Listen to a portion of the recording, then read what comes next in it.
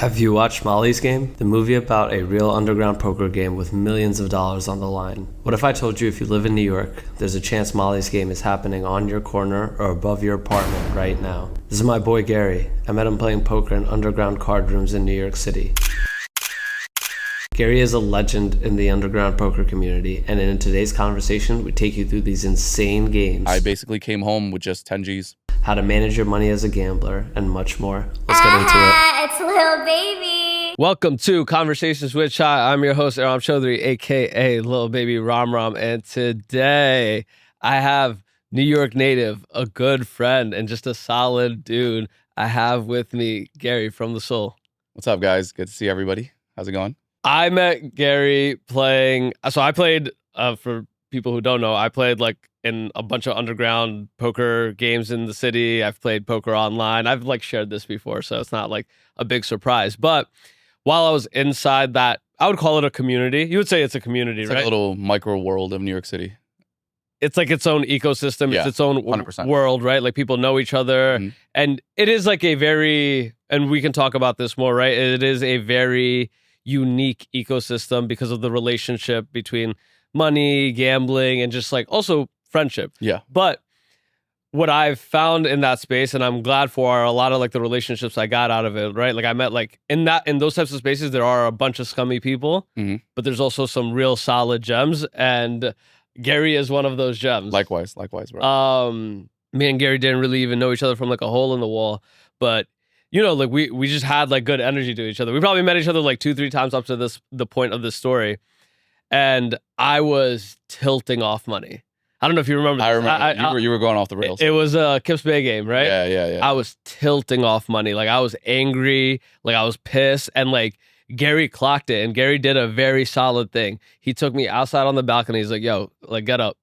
Took me outside on the balcony and like had a chat with me. He's like, yo, you tilting. Everybody know you tilting. And I was pissed, so I really couldn't appreciate it in that moment. But like now when I look back at my time playing poker, I was like, damn, that's a real solid thing, because in that type of environment, that is like a huge livelihood, like good looking out, because it benefited you for me to punt off money. Oh, 100%. Yeah. Financially, it benefited you if I'm in there just punting off money, right? Yeah. And it's good for the game. Like, it's good. But, like, I was like, damn, like, that's in a moment where you took my personal interest above, like, poker. Yeah. I think in a situation like that, right, when you see people you can resonate with and really rock with, and you know that you guys are kind of cut from the same cloth, so to speak, you don't want to see them in a bad situation. And I felt like in that moment, you had gone beyond your means. Like, you weren't playing poker at that point. You were straight up gambling. And for all those who don't know, there's a huge difference, right? There's poker playing, and then there's straight up degeneracy gambling. And you had crossed over where you just wasn't thinking about the game. You were just rolling with your emotions. And when I saw that, I was like, bro, good dude. I know I don't really know you well, but you just gave me such good vibes as a person, as a human within this community. It's my job to like bring you out and be like, yo, reset a little bit and then kind of get your head back on straight. And I want you to definitely dive into like how you got into this community, because you've been inside this community for such a long time. And that's when a clear signal of somebody who does right by the community and is just solid, right? Yeah. It's sustainability, because we know people inside that come in, run a lick for 6 months, run a lick for a year, and then they're outside of the community. But if somebody like you who has been in it, how long you been in it now? I want to say 15, 20 years almost. Yeah, I've been. You started young, right? I started young. I started super young. Yeah, I think it started off in high school. I would always love card games and stuff, right? So obviously graduated from regular card games onto poker, and then when I got to college, we had I was living on campus. We had a dorm poker game. One of the guys who was an upperclassman, I think he was like a junior or senior at the time, he was like, yo, I know this underground spot. They play for real money. It's right here on Long Island. Do you want to go? Obviously saying yes, because I have an ego. I was like, I can run with anybody. From there, it was, I think it was the beginning of the poker boom out here in New York City. So all these underground spots, like the big games were like 1, 2, and 5-5. Like a 5-5 was a big game back then. So for those who don't like know, for the audience, because I know like my audience is very wide and some aren't into poker, right? Yeah. So describe 1, 2, 5, 5, like in terms of like how much money is on these tables compared to where it is now, right. too. So a 1-2 game is basically what the blinds are, right? A 1-2 game, generally you can sit anywhere with 300 to 500 and be comfortable the whole night, as long as you're not going crazy. Obviously, as the stakes are going higher, you're putting more money on the table. With that being said, there are games that are 1-2 or 5-5 that just play like crazy.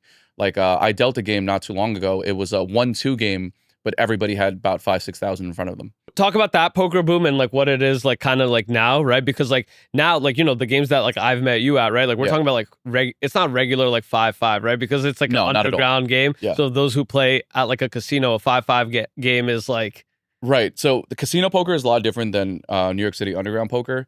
I feel like the blinds here in New York City are just they're very subjective, right? They could be 5-5, but you could end up playing the game for hundreds of thousands of dollars on the table at the same time. Everybody would have like a 10K stack, right? And that just it's a mixture of bankrolls and it's a mixture of personalities. When you have somebody at the table who likes to splash a lot of money but might not necessarily be a good player, you want to load up, right? Because if you happen to run through their stack, you want to make sure you have enough where you could make a deep dent in their stack.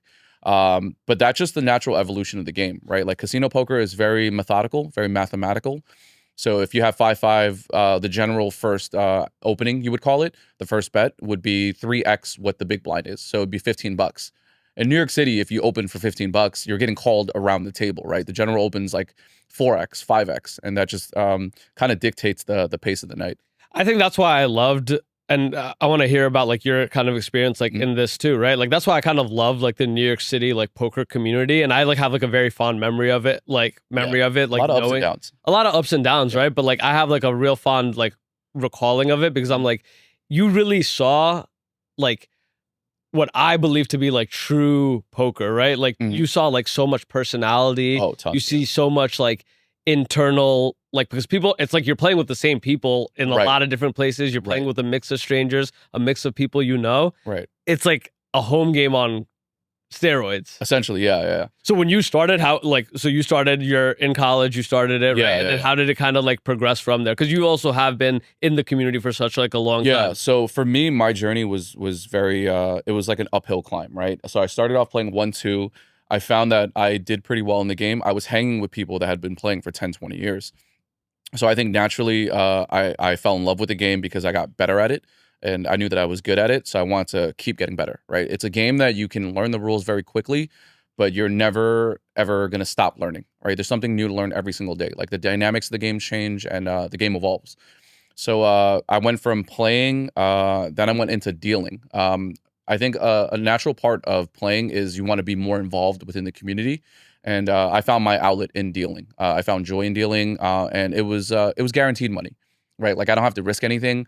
But for all those who don't know, when you're dealing, you get tips, and those tips you get to keep, right? Whatever situation you have going on with the house, you do get to keep the majority, if not all of your tips. And that's a really, really good payday.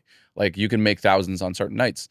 So for me not to have to risk anything and still walk home as a college kid with $1,000, $2,000 every night, that was an automatic evolution for me. And from there, I stepped away from dealing, and then I tried to take a shot, tried going pro. That was a different roller coaster. Decided that wasn't for me. The lifestyle wasn't for me. And then that's kind of how I pulled back. And I went back into dealing, playing smaller games, and kind of just, that's where I found my happy place, my stable ground. I think knowing that is really important as a gambler, finding your happy place, right? Because I think like a lot of us, like, again, like the basic human evolution is like, yo, we want more, right? Yeah. So you have like really successful 1-3 players that, you know, want a shot take, play 5-5, then want a shot take and play 5-10. Yeah. And, you know, you can continuously do that, but at some point you are playing a very different game, and you're playing 100%. and I'm talking about the people who are doing it the right way, right? Like effectively manage their bankroll, then get like slowly build that up. Yeah. But for people that aren't really rolled like that, because I found that to be my experience in New York, and I don't. That's funny that you were able to clock that without me telling you. I was definitely playing stakes that I had no business really playing. Yeah. You get what I'm saying? Like I was making money, right? But like when I was telling my friends, like, yo, like some weeks I'm making 10 G's, other weeks I'm like losing 15. Yeah.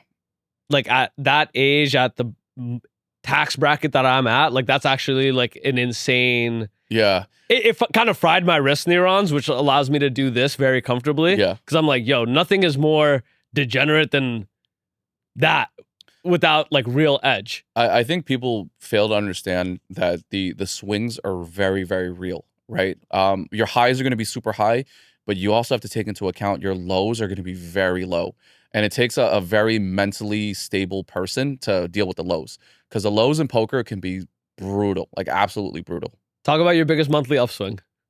Biggest monthly upswing, It was at the Borgata. I forget what year it was, but it was when I was still in college.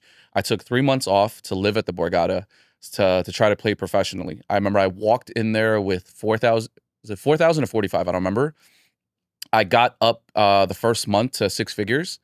Second month, I pretty much broke even. Third month, the first 3 weeks, I got it up to over, I think, 170, 180. By the last week, I had jumped to a stake where I shouldn't have been playing. And I basically came home with just 10 Gs. So I doubled my money essentially, but over the course of 3 months, that's a loss to me.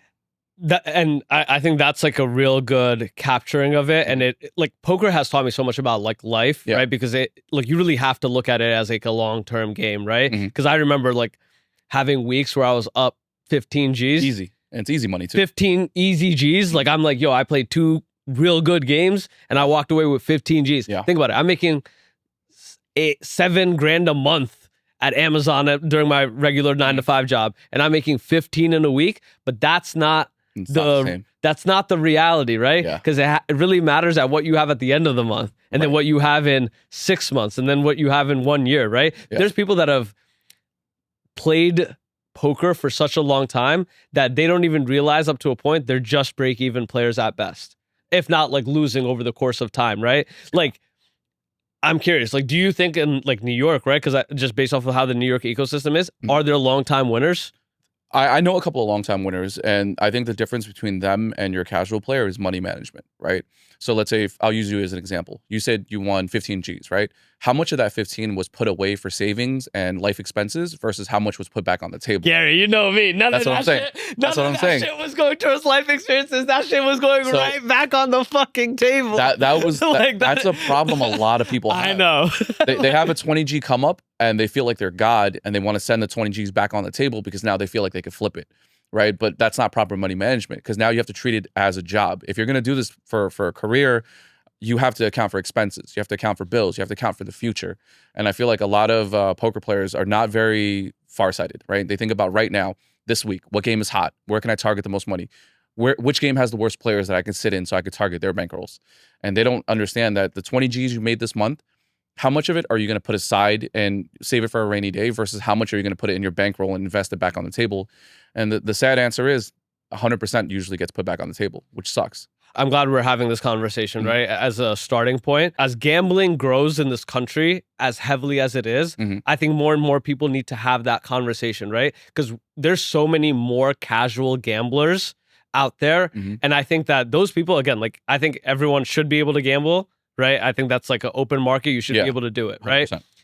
But you should be able to, A, accurately assess the risk that you are taking, and then B, understand how to do it well enough. So even if you are losing and it's fun for you, you're losing at a manageable level, right? Or you're winning at a manageable level, right? I think like, especially with gambling becoming more accessible to younger and younger people that don't understand that bankroll management. Bankroll management is so key.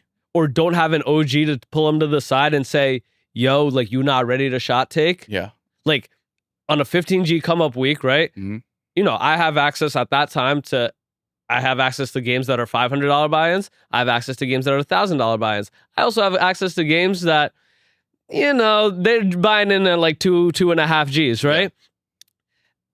If I'm up 15K a week, I think, oh, amazing. If I made 15K a week playing the $500 game, how much am I making if I'm playing the $3,000 game?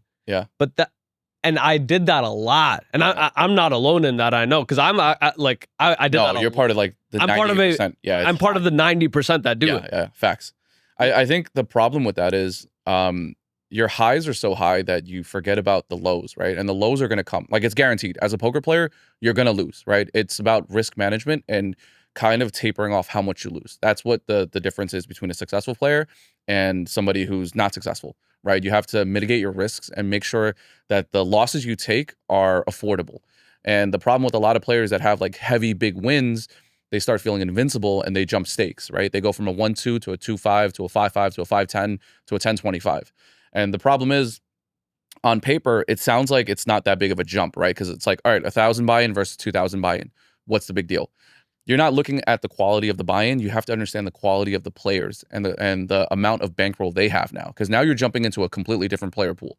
Because I'm sure you saw players in the bigger games that you can't see in the 1-2 or the 5-5. That is a very practical thing. Like, you need to be comfortable to be an effective gambler, to be an effective investor, to be an effective poker player.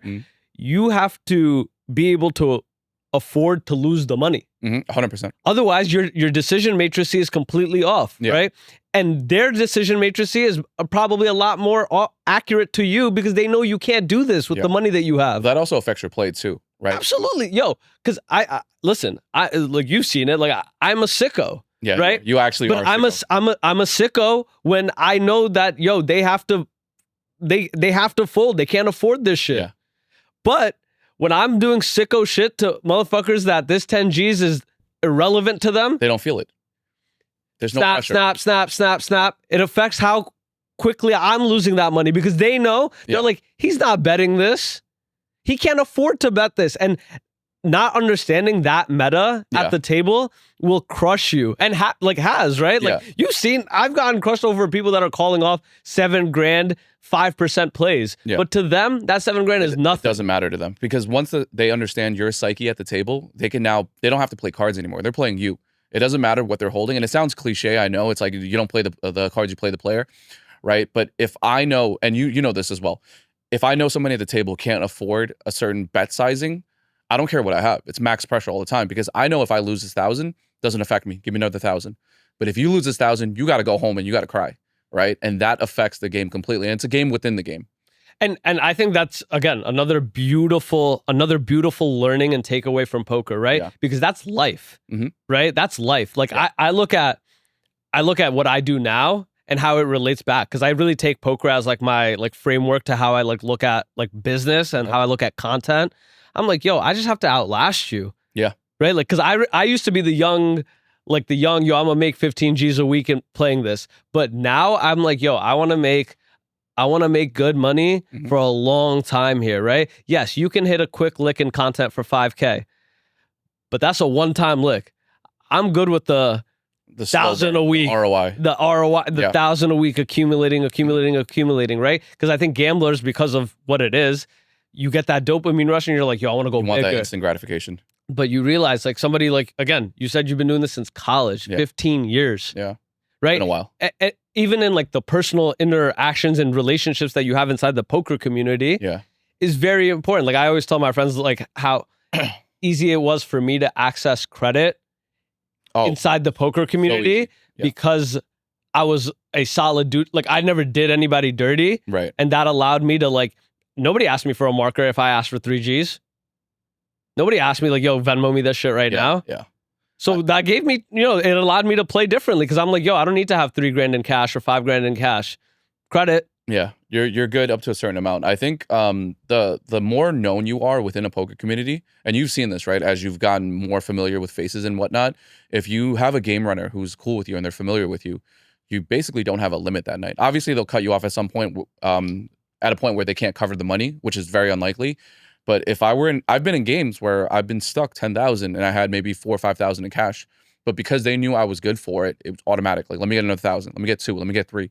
And it's a dangerous thing because the credit they extend to you, if you lose it, you still got to pay it back. It's still your money you're losing, but it feels very liquid in the moment. Like, you can just call it and it's on a sheet. Let me ask you this, because I don't even think I know the answer, right? Because people are very familiar with, like, obviously, like, Molly's game, right? Yeah. And how, like, credit works inside of that ecosystem. I think, like, most of the casual audience, if they don't know anything about poker, they've probably watched Molly's game. And honestly, that is probably, like, a good reference. Like, when we talk about these games, like, we're saying underground poker games. Like, these are poker games in penthouses, above buildings, like some, but I've played in like garages. I've played in some shit. Listen, I played in some shitholes, right? Yeah. I played in some places now. I'm like, damn, I was so young and reckless with my life because I'm like, why am I pulling up here to people that I don't really know from a hole in the wall? Yeah. Like, I got real lucky and blessed that I always got taken care of by, like, people in the community, like, that, like, kind of guided me a certain type of way. But I'm like, damn, like, I put myself in some weird spots where I'm like, yo, honestly, if I'm up 3 G's here, and nobody know me from a hole in the wall, am I even going to be able to collect that? Yeah. Are you going to get paid out? Yeah. Right? People don't realize that. Like, people think that, like, it's all, when you're operating inside like, and again, like that's why gambling is so like regulated. When you're out of bounds from that, It's the Wild West. To be it's the honest. wild, And wild west. There's a lot of trust factor in it, right? Like the game runners are trusting you that you don't go to the cops and kind of drop the spot, and then the trust is reciprocated when you're trusting the game runner to pay you out if you have a big night or to be able to cover whatever tab, right? Because let's say you win 10 G's, and 8 of the 10 G's the game runner has to cover because the 8,000 lost on a table was all credit. You have to trust that the game runner can pay you out, right? So it's reciprocal. It is very reciprocal, right? Because like I've had like game runners where they're like, "Yo, like, can I pay you this out tomorrow morning?" Once Right. I like semi-settle with certain people, right? Right. And that is, I think, like the beautiful part about like being in the community like long enough, and like the New York City gambling community is one that's wide, but it's also not that large, right? Like It's large, but at its core, everybody knows everybody, right? Like if it's even casually, you'll still recognize a lot of familiar faces throughout like the however many 15, 20 games running concurrently in New York City.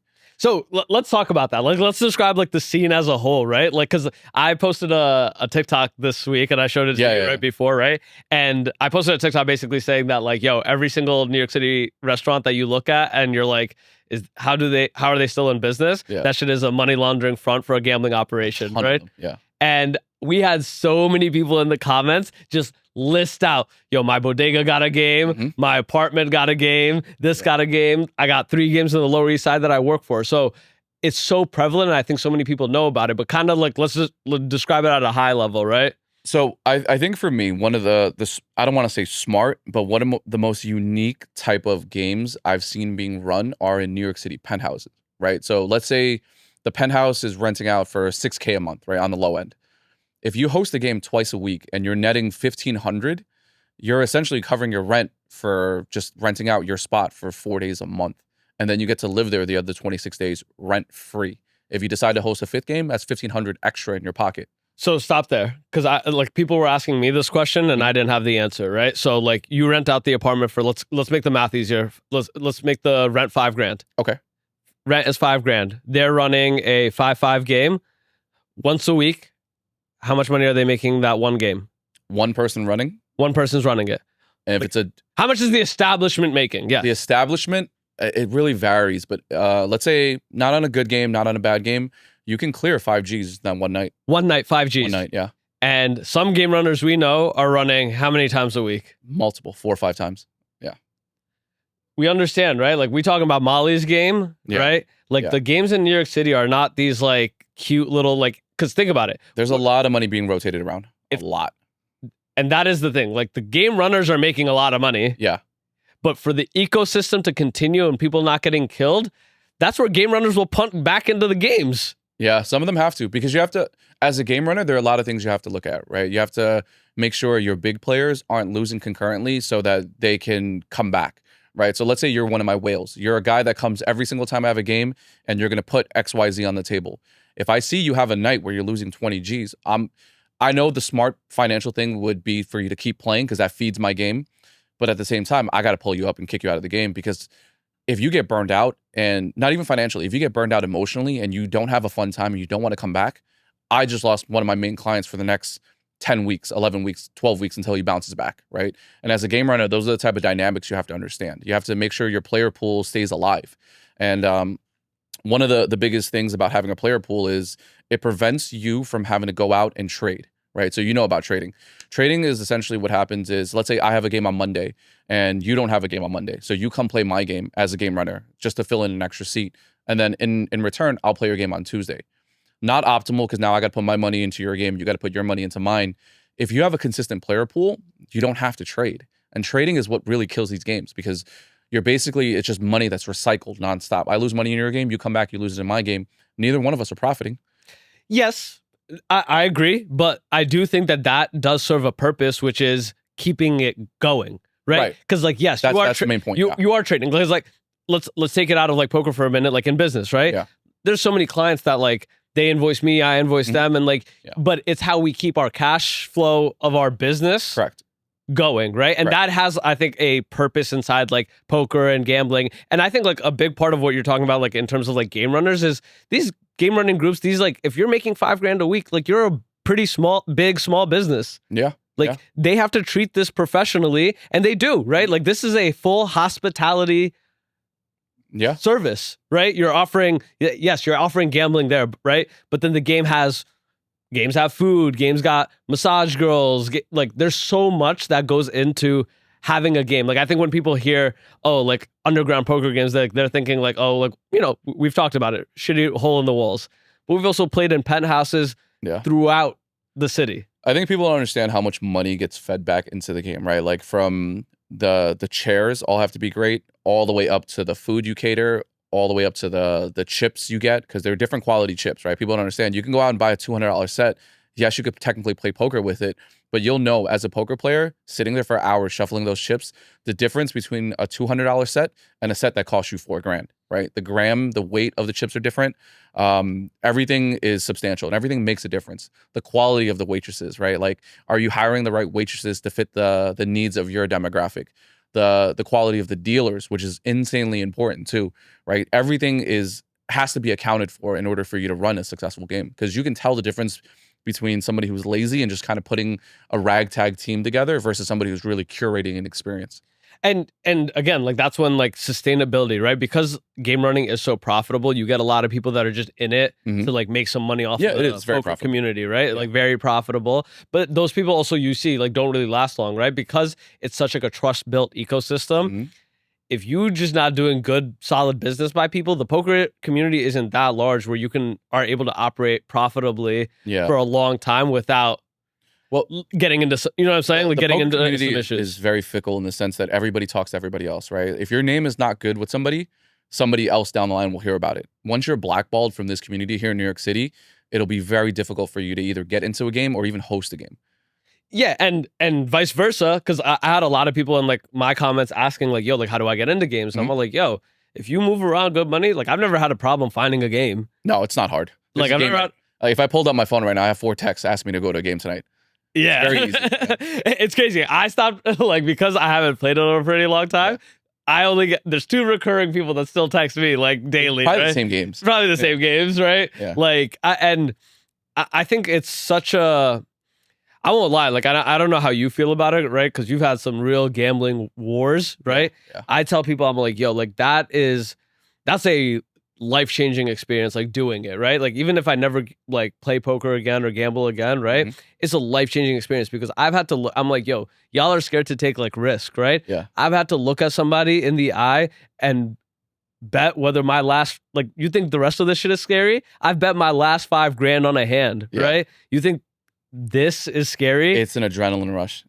It's an adrenaline rush, but it's something that I can only really describe to like traders that are trading like millions of dollars on Wall Street, right? Yeah. But even then, it's like not your money, right? Like, but like individual traders, because it's like, yo, you are putting up like your livelihood every single time, and there's so much like psychological challenge that goes with it, and that's why I love poker, right? Like, I love like the mental warfare. That's my favorite part.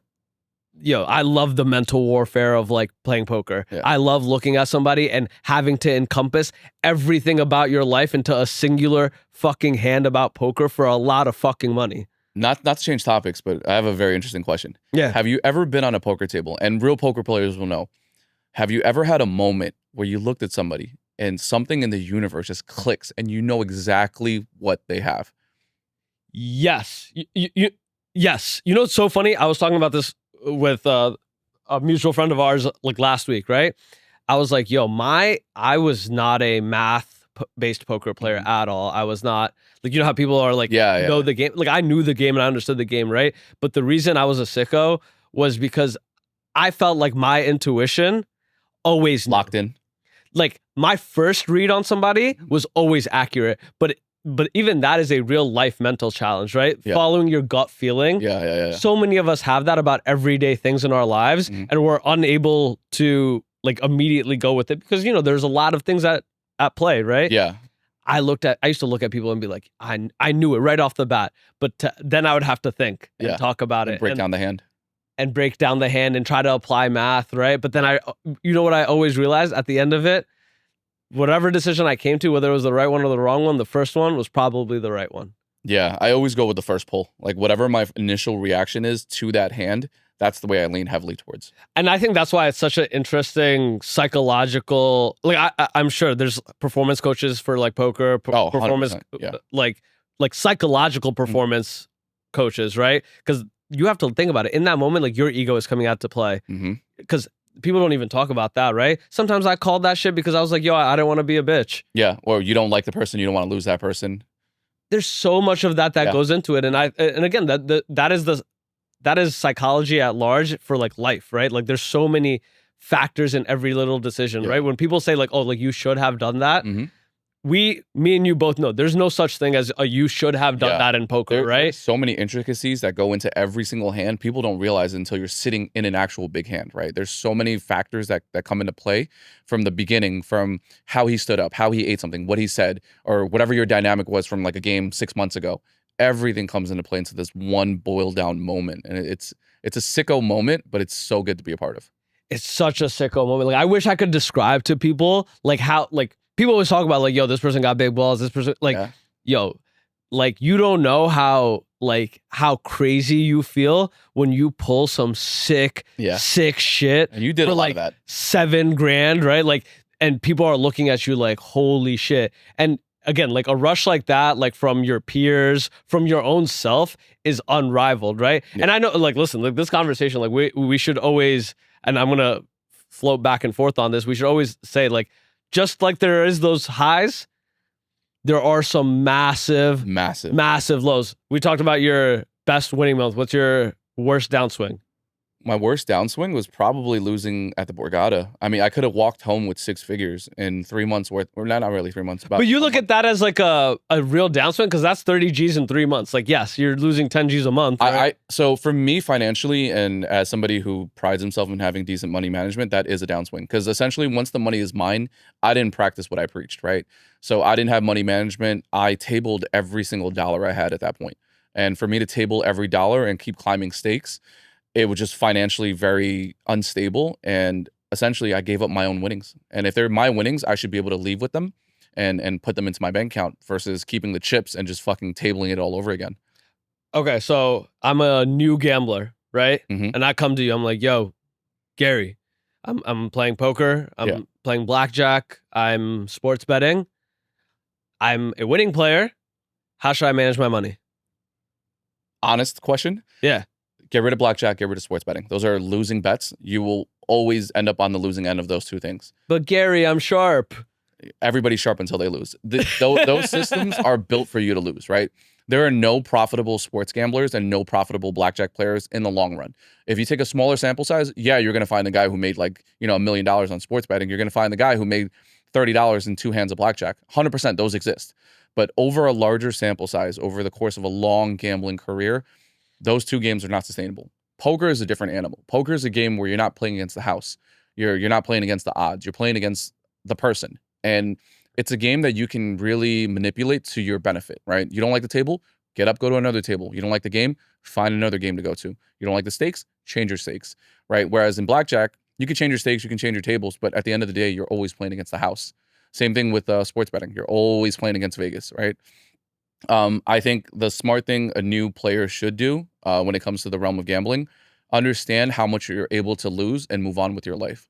If let's say you have $10,000 in the bank, tabling $1,000, which is 10% of your bank account, not necessarily the smartest thing to do. Find a game where you could put up $100, kind of get your feet wet, so to speak, in that game and learn the ins and outs of it and see what type of ROI you can generate from your play style and where you can learn your lessons and kind of grow as a player. As you get comfortable, as you build up your bankroll, even though it's going to be a slow process, then you start elevating your game. Then you start finding larger games. But I feel like anybody that's willing to risk more than 10% of what they have in their bank account is being financially irresponsible, right? Because you can easily lose 10% 10 times over in 10 days, easily. And then you're cooked. You're back at zero. So let's say like, again, like I'm making, let's say like I started off like what you were saying. I started off with finding the $100 game, right? So as I'm trying to scale up my business, because it is scaling up my business. Yeah. As I'm trying to scale up my business financially, right? How much am I still putting away? Is it still that 10%? I think that's predicated on what your lifestyle is, right? Like some people can afford to put away 80, put 10% back into the game of your winnings and take 10% and use it as expenses, right? For me, I always do a 50-20-25 split. So I'll put 25% back into the game, 25 on just like expenses, spending on stupid shit, and then I'll put 50 into savings, right? And my job was to never touch the savings, because the moment I start touching the savings, this no longer becomes a career. It becomes gambling. And to me, I want to focus on it as if it was a career. Because at the end of the day, the end game is to make a living off of this, right? If I'm not putting anything into savings and I'm taking away from the savings, it's no longer a career, because there's no job in the world where you're losing money, right? It now becomes not a job, it becomes a degenerate habit. And that, I feel like that's the crossover people need to understand. Like, there's a difference between gambling and trying to make this into like a full-time job, which you could do as long as you're financially sound. I think that's like a big part about being a professional that I had to like really like learn. Yeah. Right? Because I realized like, it doesn't matter how skilled I am at the table. Mhm. Like, it really doesn't. Yeah. Right? Because if I can't master the money management part, You'll get cooked. it doesn't really fucking matter. Because like you said, no matter, the best poker player in the world is going to have losing days. Everybody does. Like, it's like winning at poker, like it's like if LeBron didn't lose a single basketball game Wouldn't make sense. his entire career. It wouldn't make sense. You know what? A lot of problems people have. You actually spoke on it not so long ago. People who play poker generally don't do it full time, right? They do it as a hobby, as extra income, side income. People get into the mind state that if I lose $1,000 on the table that I won 1,000 from last week, it doesn't really matter because I still have my full time check coming in, and that's not the right way to process it, right? Because now you're spending money, you're spending time on a table trying to generate some sort of earning, and just because this came from a poker game last week doesn't mean you should be losing it this week. So you can lean back on your full-time check from your full-time job. And when people get into that mindset, they kind of take away from the fact that what you're doing right now, even though it's fun, even though you're enjoying it, it's still at the end of the day a job, right? You have to understand it in a larger perspective as opposed to it just being a hobby. There are people out there that can, they go into games, they lose $1,000, haha, it's fun for them. But the majority of us are there to make profit. We're not there. Obviously, friends is a good little side thing you can get from it, right? Building relationships, building community. But at the end of the day, at its very core, we're all there to make money. It is what it is. And, because you mentioned, I kind of want to go into that route, right? Because I do think one of the best things I got out of just like the mindset of playing poker is also my community inside like New York. Even though I've stepped away from the game, right, to do this. Yeah. I think about, because a lot of these games, because of the type of stakes that we were playing, attract some really cool and interesting people. Oh, for sure. 100%. Definitely some scumbags. 100%. 100%. I think it opens the door to a lot of different personalities, right? Like, I've met some amazing people, yourself included, within the poker community. And I've also met some people that if I saw on the street, I would cross the street from, just because I don't want to be associated with them. Like, you get a nice mixture of people. I will say, though, the scumbags sadly do outweigh the good people within this community. Because anytime you have money involved, the assholes come out. And it's just human nature. What is, because I know it, right? But I want to hear some of the ones that you would say. Like, what is like the common bad business practices that you see inside that community? That you see inside poker? It's just money. It all boils down to money. People who over borrow, never pay back. People who owe money to games, owe money to players, and just poor etiquette when it comes to the money management part of the game, right? Like, people who've been around the game for a long time, who could be a game runner. Let's say you go and win $10,000. The guy pays you $5,000, and then he dodges you for the next $5,000. That's a bad feeling in your mouth because you put in the hard work, you took all the risk. You don't get that 5 G's. Yes, you got the 5 profit, but where's the other 5, right? You're entitled to that. You worked hard for that. There are game runners that don't pay out their players. And then there are game runners that, I hate to say it, some game runners I've heard cheat, right? And there's a lot of different ways to cheat, whatever the case may be. There are game runners that don't run a straight game, right? They tell you they take X amount out of a pot, and that's guaranteed to protect the player so they don't take too much money off the table. They end up taking out double, right? Out of a giant pot, they don't think anybody's going to notice, right? So out of a small $100 pot, they'll take out, $4, $3, whatever the case is. But the moment that pot bloats up to like 10, 20,000, they'll take 200, 300 off the table. And the implied stakes for what you're playing will guarantee you that X amount gets taken out. You're never going to be taken out more regardless of the pot.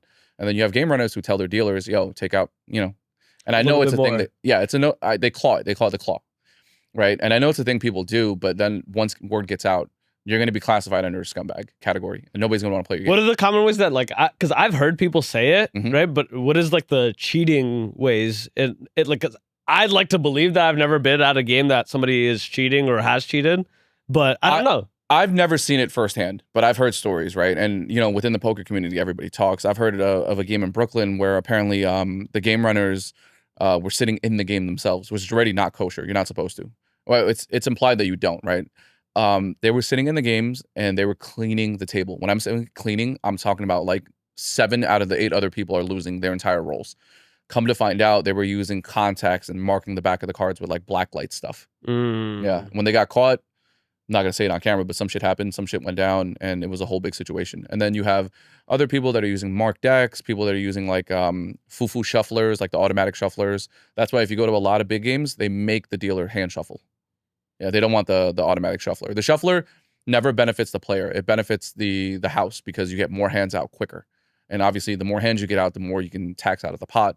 But for those bigger games, I know I personally would never sit in a large game if it wasn't hand shuffled. Yeah, that's just to prevent any sort of mechanical cheating. What do you think is the largest game in New York right now that we know of? If I wanted to, I have access to a 2550, and the 2550 runs pretty frequently. I think like twice a week. What is that 2550 like buy-in at? It's a large clip. So it's an uncapped buy-in. You could sit anywhere from 10 to 15 to 20 if you wanted. Yeah. But again, it's also based on who else is at the table, right? If the table's sitting down for, 10 Gs, everybody else is going to be in line. But then if you have the table all sitting down with 20, 30 Gs in front of them, you don't want to sit down with 5, right? It doesn't make sense for you. Yo, you know what I've never understood? And like, now that you're here, right? Like, I've never gotten the people that have these massive sheets and are still able to play. Like, So- you know what I'm saying? Like you know that reasonable amount that you're saying that people can borrow, right? Yeah. I know some people that aren't good for the money anymore and are still Here's the thing. operating. And I had a friend, actually. I had a talk with my friend about it because they're a game runner and they've been in the world, right? I don't run games, so it's a side of the business that I'm not a part of. I understand the dynamics behind it, but it's not my world. Here's how he broke it down. If you owed me 10 Gs and you had no way of getting it, what do I gain by beating you up or putting you in the hospital or getting you arrested? Nothing. I don't get my money back. And the whole point is to try to get my money back. How are you going to get your money back? Only way to get your money back is to get you into these games. So if you have $1,000, it's like, okay, you could pay me $1,000 at a time. That's fine. But I'm also going to once in a while ask you, take the 1,000, put it on the table, try to win something. And then from your winnings, then I take my portion back.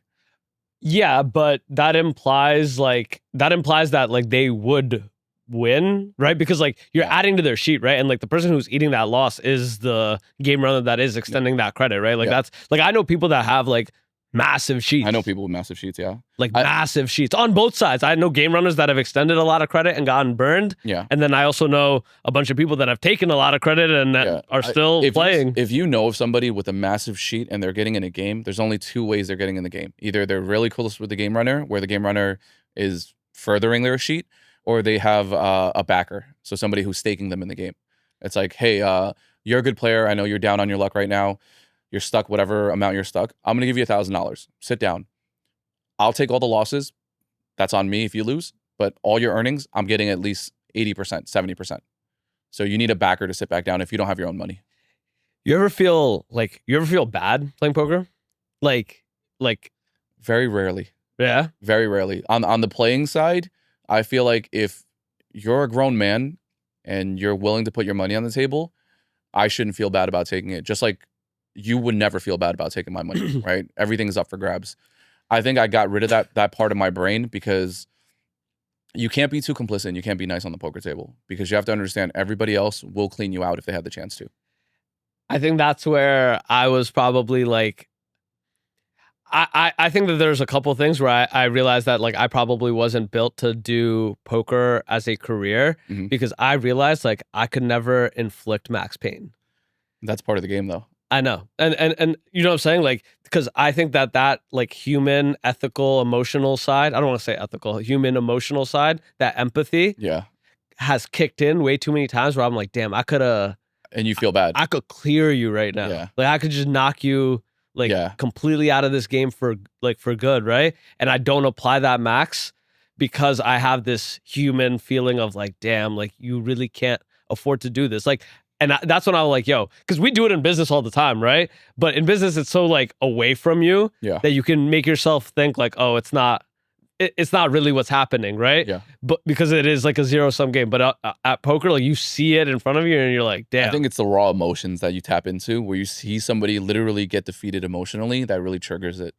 But there are ways around it, right? Let's say you and I were at a table as friends. There's a thing called checking it down, right? If it's just heads up, me and you in a hand, as a gesture of good faith and friendliness, we won't bet against each other, right? And that's our way of making sure we're steering clear. We're not hurting somebody who I consider a friend. But you do get situations where there's a third person trapped between us. And then the ethical questions come in. Like, what do we do? Do we still bet? Do we try to take him out, which is unethical? Or do we just play the hand straight up, which might end up you catching a stray or I catch a stray? There are a lot of different ways where you can try to avoid that mass pain. It's a weird social relationship though, too, right? Because you are spending so much time. Like I remember like when I was playing in a lot of games, like those were the people that I saw like day to day, week to week for like hours on end. Right? Yeah. You spend more time with them than your own family. You spend more time with them than you do your own family, right? So at some point it's like, damn, like there's like a relationship there, right? But we're also like betting each other's money. And that, even the psychology of that goes into play to all decision making that's happening at any given time. I think it's one of those things where if you don't have that bone in your body where you're ready to really hurt somebody financially, it might not be the right game for you. And I know people are going to say, oh, there are thousands of people that play. You can avoid that one person. That one avoidance becomes a trend, right? You have to really have that whole kill everybody mentality when it comes to this game. Yes, you can give people passes once in a while and give them breaks if you see they're down in their luck. But the financially responsible thing to do to further your business is to clean everybody out. And I hate to say it that way, but it's the name of the game. No, and again, like I think like because of like what, not that there's a limited, because there is an abundance in like the world of like money and all that. But when we're in the sphere that we're in, like if we're at this poker table, if I'm in business, this shit is a competitive contact sport. It is 100%. This is a competitive contact sport, right? And business is a competitive contact sport. Poker is a competitive contact sport. People are getting hurt. 100%. People are making money. There's people that are on their last dollar. There's people that have just came up. That is the skin that you put on. Yeah. Right? Like just like an athlete goes on and risks injury every single time they play the game, same shit. This is just with money. Yeah. It's not your body, it's your money. Right? And so, you know, some of it is body, right? It is a mental factor. Some of it is a health factor, right? Yeah. What do you think about if they get this casino off in Queens? You think it impacts the New York City like gambling community? I think it'll survive, but I think it'll definitely take a blow, right? Because one of the downsides of playing in a casino, you have to account for taxes. You have to account for a different style of play. Some people who have played underground poker prefer this style of play, right? They prefer certain bonuses that come from playing it in a home game, right? If I don't have 3,000 on me today, I can get the credit. Or if I like taking my shirt off and getting a massage while I'm playing, I can do that at a home game, but I can't do it at a casino, right? There are certain perks of playing at a home game, but there are also certain downsides. The safety isn't there. The guarantee isn't there. The professionalism of the staff isn't there, right? And that's when the poker casino might seem a little bit better. You get some perks in a poker casino, but there are also some downsides. It really depends on your personality. How do you think it impacts like gambling as a whole inside like New York, right? Because like, do you think like it's good for New York? Because I worry about that, right? Like my girl asked me, she's like, oh, like, yo, you see this casino going up? What do you think? I'm like, I feel like when casinos come in, more gambling becomes more accessible. Now like the casual person that might not know about the home game can just go to the casino. You're definitely going to see an uptick in gamblers for sure. People, I feel like we didn't see a big boom when Raceway came out, Aqueduct, because it was all digital, right? Everything is digital. The computerized feel of a casino doesn't feel the same as an actual live dealer there. If we get the licenses, have they approved it yet? I don't know. I saw something about it this week with Nas announcing it. But so let's say they get the licenses and you have real-time dealers, like actual people there, a pit boss, actual chips you can touch. That adds such an elevated experience. And you know, as a gambler going to a casino, I don't want to go click buttons in a machine and shit. Like, I want real people. I don't care if it's like a little old Vietnamese lady taking all my money. That feels better than me clicking a digital screen because it feels like I have more control over it. When you give that taste to a gambling demographic, they're going to take it and run with it. I think Atlantic City is going to take a huge hit if we open up. Yeah, I think, if AC AC is cooked. If I think they're fried. If a casino happens in New York, AC is cooked. Because you have to understand, there's a large majority of AC clientele that come from New York City. That clientele's not going down there anymore. Oh, They're staying yeah. right here at home. Oh yeah, like you know how many people think it's AC. Like I know people that used to drive from New York to like Parks, Yeah. Pennsylvania. Well, Park is not that bad. Park is only 2 hours. AC's 3. I'm just saying, going to like, you know what I'm saying? Yeah, Like, yeah, yeah. I think like that's like the level of like gamblers that like people like don't realize are out there, right? Yeah. That like, yo, like Monday through Friday, he's at Parks, and he lives in Long Island. Yeah. I think it's gonna take a huge hit. All these other casinos are gonna really take a hit if and when the New York City one opens up. All those gamblers that had access to all these other casinos, they're just gonna start staying at home, and I think all that money's gonna trickle back to New York. If you had to say something that you've taken outside of your experience inside the poker community, if you had like one takeaway from that, what would you say it would be? I think my biggest takeaway is self-reflection. A big part of being in the poker world is understanding yourself and understanding how you react to certain situations. I learned a lot about myself and what my limits were. And in turn, I was able to kind of grow a bit as a person, to mature and realize that some things aren't for me, right? When you're younger, you feel like you can do a little bit of everything. You could be an all-star in every single field. But when it comes to the world of poker and the world of gambling and being amongst certain characters, you get humbled very quickly. You understand that sometimes you step out of your means, and it's okay to pull back. It's okay to be who you are organically and authentically without trying to fit somebody else's box. Because right, as guys, as competitive dudes, we always have an ego. We always want to be the best. We always want to be that guy, right? We want to be him. In poker, you get humbled very, very quickly, and you realize it's okay if that's not your lane, whether it's poker or whatever the case may be. It's okay if your lane is something else, and you can be great at something else, right? You're not built for everything. And I think the humbling experiences and the ass kickings that I took in poker really gave me clarity on who I am as a person. I always say it, like poker is the best live feedback loop. It's like the best live feedback loop. Yeah.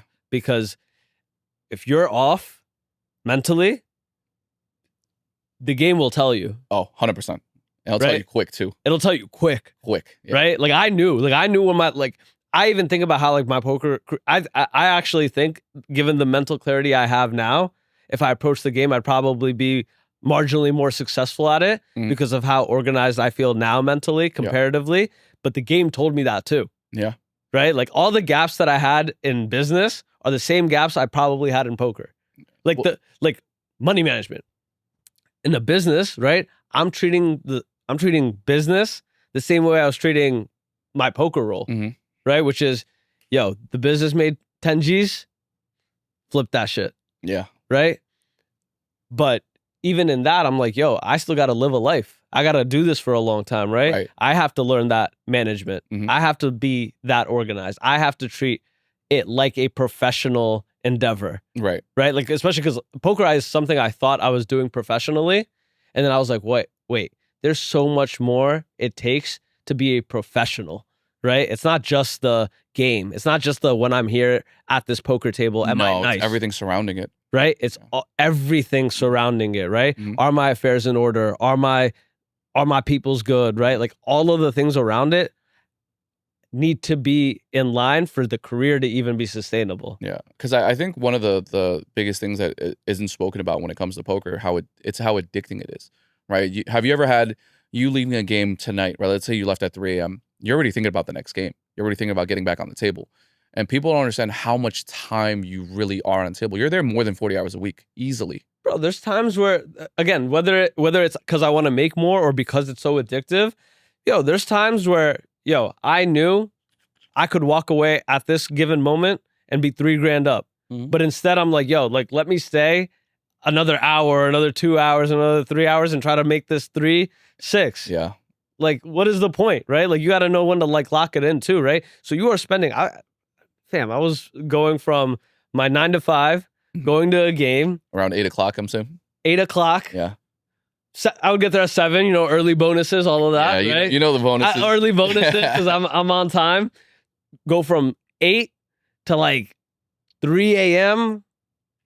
I lived in JC at the time, so I commuted back. Mm-hmm. So you had 2 full-time jobs, essentially. And here's the thing. Again, you treat it like a professional. You can't do both sustainably. No, you'll burn out. The burnout is so real in poker. I mean, I burned out. That's why I'm not in the game anymore.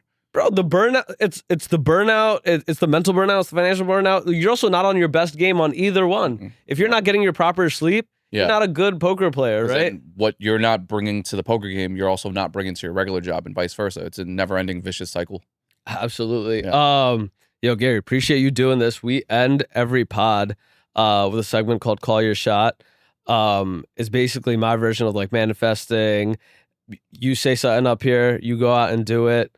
I get to clip it up, send it to you when you go out and do it. Something that you will make happen next 1 year, 2 years, 3 years. Can be personal, can be about business, can be about content, can be about anything. So just a manifestation quote or something? Something that you are going to do, right? Okay. In whatever time frame. So Gary, call your shot. I think this year, because I've said it for so many years past, but I've been so busy with work, I'm going to start working less. Not working... How do I put this? Okay, I'm going to work less, but just as hard, but also travel and live my life more. I feel like I've given up a lot of my personal life to dedicate time into my work. I want to recapture some of that this year. Fire. I think that's what I want, yeah. Where are we traveling? Asia. We down?